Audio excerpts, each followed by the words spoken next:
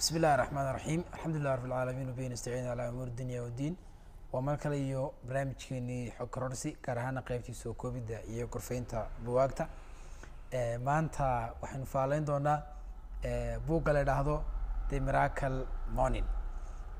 buugani wuxuu ka warramayaa ciwaankiisa marka aad eegto mucjisada aroorta waxa qoray qoraal la yiraahdo Qorahal Arol qoraagu inta badan wuxuu ku caan yahay arrimaha la xiriira ka hadlida waqtiga gaar ahaan qoraagu wuxuu inta badan ka hadlaa waxyaabaha la xiriira mucjisanimada ay leedahay aroortii qofku inuu hore u kaco marka subaxdii mucjisada ay leedahay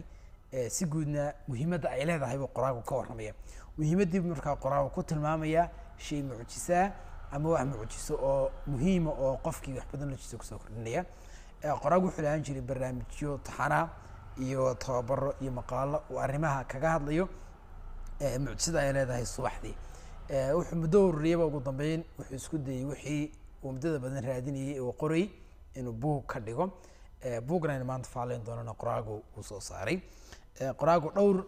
arrimood muhiim ah tilmaamaya saddex qaybood baan isku dayay doonaayo kala duwan inaan buugga ka eego saddexda qaybood baan si kooban muuqaalkan ugu sharxi doonaa qoraagu wuxuu ka warramayaa uu leeyahay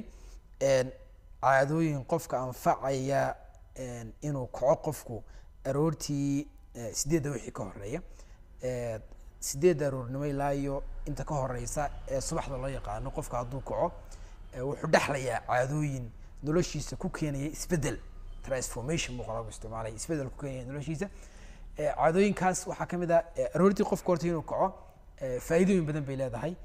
dhaqanka Soomaalida markaad eegto 8 subaxnimo waxa ka horeeya ay inta badan dadkeenu shaqooyinka iyo hawlaha qaban jireen haddii 8 la gaaro dadku waxay oran jireen cadceedda kululaata qof marka cadceeddu ku kululaatana waxa laga yaabaa marka qaran ay 9 kululaato 10 yani marka cadceeddu kululaatana dadkeenu si guud waxay oran jireen qofku shaqooyinka waxa laga yaabaa inuu ka caajiso inuu wax badan qabo waa inuu hurdo qabato laakiin aroortii cadceeddu qabowdahay qofku xataa shaqooyin badan qaban kara caalami ahaan marka waa sida qoraagu marka wuxuu leeyahay aroortii qofku inuu hore u kaco oo subaxdii mucjisada ay leedahay wax ka mid ah aroortii qof markuu soo kaco wuxuu yahay qof awoodihiisa oo dhan ay baraarugsan yihiin awoodda caqliyeed awoodda jireed awoodda kale qofku hami uu ku gali karo aroortii qof markuu soo kaco awooddiisa jireed qofku way buuxdaayo waa mid potential buu qoraagu leeyahay yacni awood leh qodobka labaad aroortii qofku inuu kaco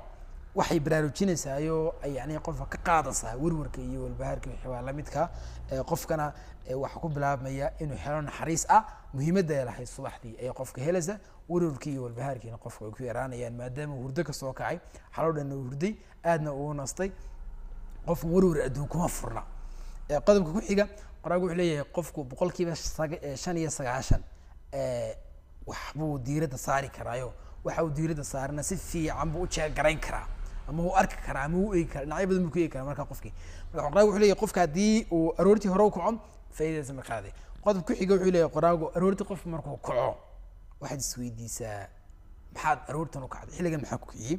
maxaad aroortan u kacday sababta aad u kacday aroortan maxay tahay maxaa maanta ku qorshaysan macnahaan isweydii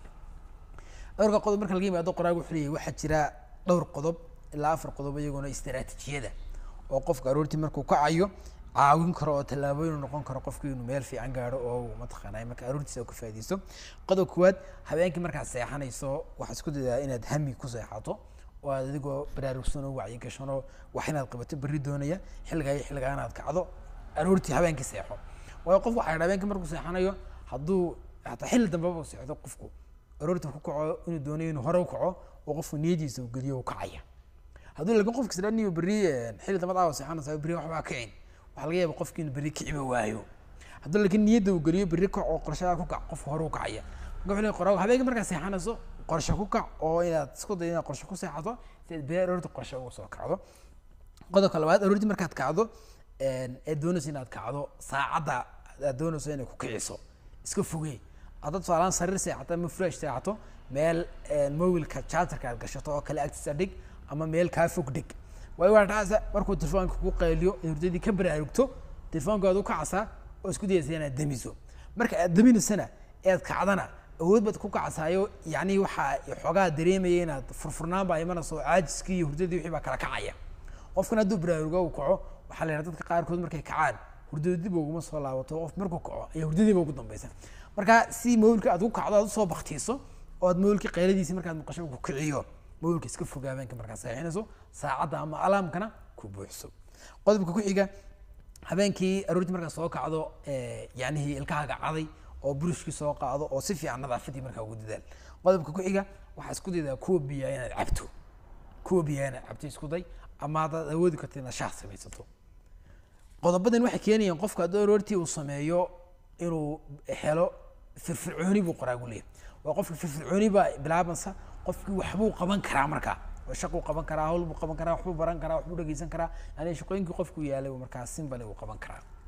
intaas marka laga yimaado qoraagu xagga dambe wuxuu ku tilmaamayaa 6 qodob oo uu leeyahay badbaadiyayaasha nolosha safaris of life ereyga safe buu soo qaadanayaa ereyga safe ee ingiliishka 6 qodob ee uu ka kooban yahay marka weliba loo akhriyo asasabjagaane safer la yidhaahdo esna lagu daro jamac laga dhigo safaris laga dhigo dhowr qodob oo kala duwan oo 6 qodob ayuu qoraagu soo qaadanaya qodobkooda wuxuu leeyahay qoraagu safer markaynu idhaahno esta hore waxay u taagan tahay silence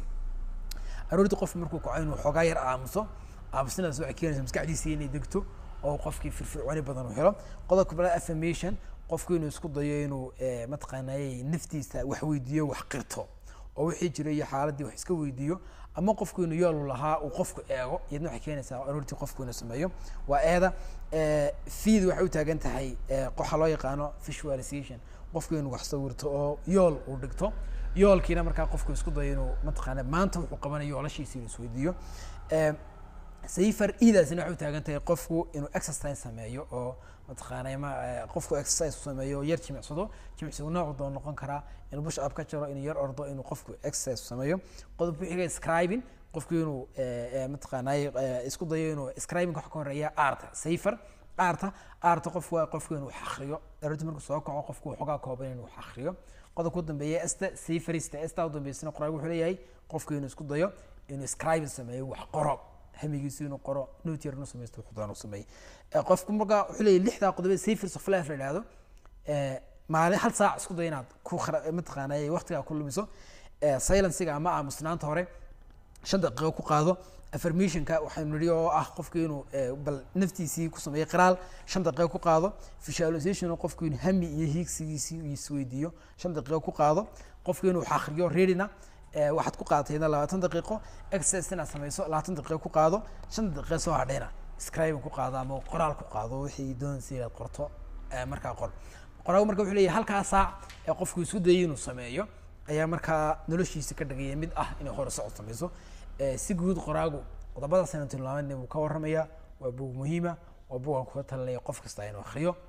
aad baad u mahadsantihiin intaanu xalqad xaqan kaamida kulmano. Assalaamu calaykum waraxmatullaahi wabarakaatuh.